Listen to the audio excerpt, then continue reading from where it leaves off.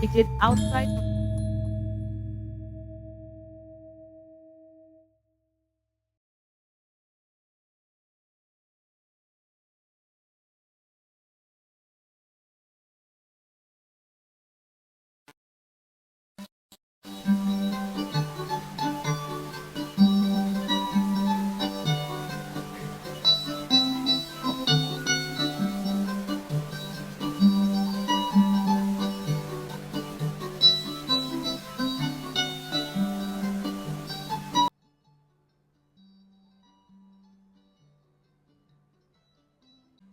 Excellencies, to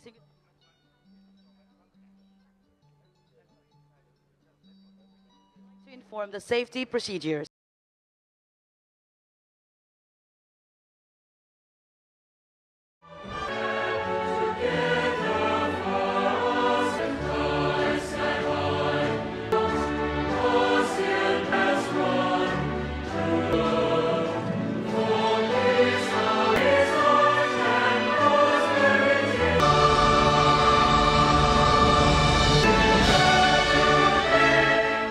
Berikutnya saya mengundang Yang Mulia Ferdinand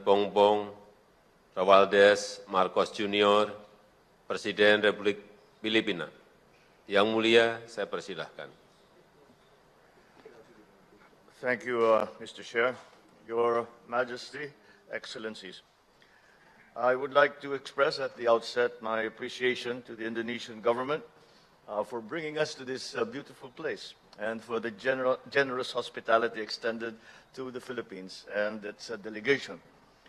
Also, allow me to take this opportunity to welcome Prime Minister Soneksay Sipandon and Prime Minister Anwar Ibrahim, as well as Prime Minister Jose Maria Vasconcelos to our ASEAN Summit.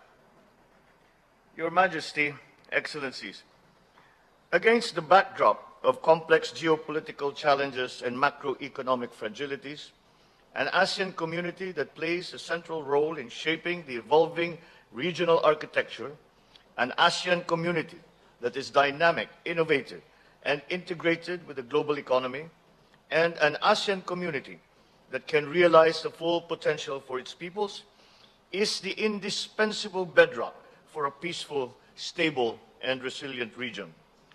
In order to harness the potential of our region, I believe that ASEAN must now redouble its efforts, especially in these following priority areas. First, ASEAN should uphold international law and the international rules-based system, which has underpinned the peace, security, stability, and prosperity of our region.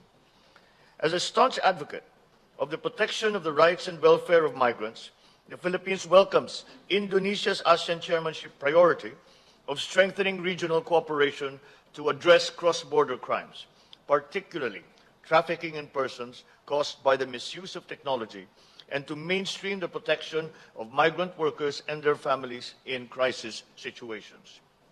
Second, ASEAN should demonstrate its commitment to the principle of free trade and to the multilateral trading system.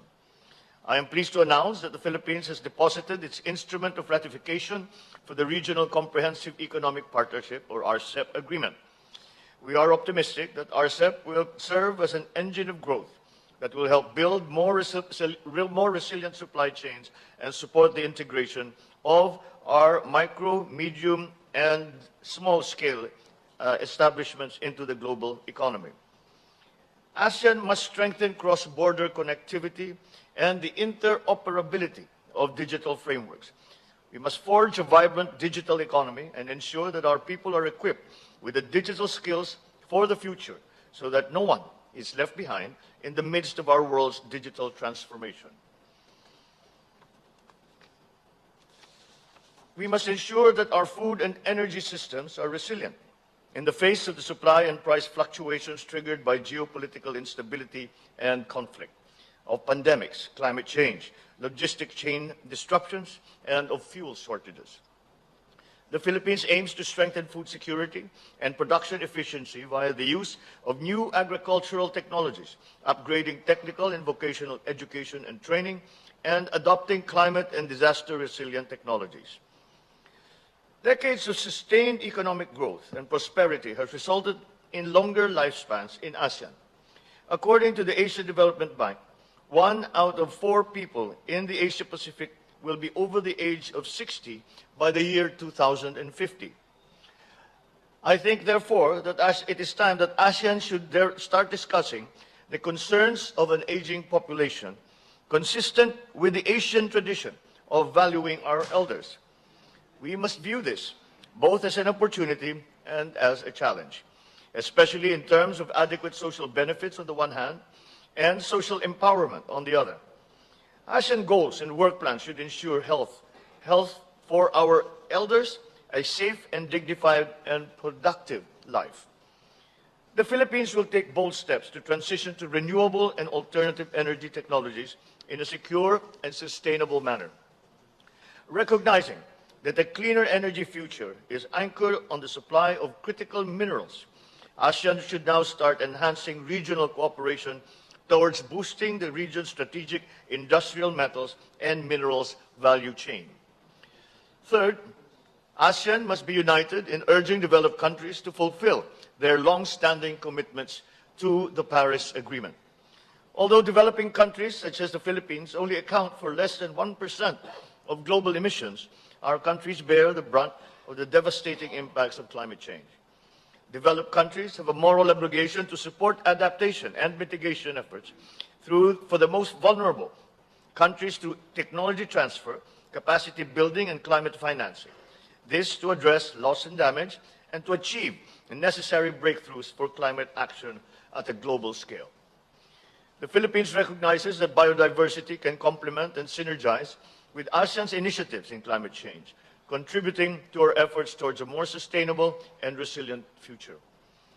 The conservation and sustainable use of biodiversity is also an intergenerational responsibility that the Philippines is proud to support through the ASEAN Center for Biodiversity.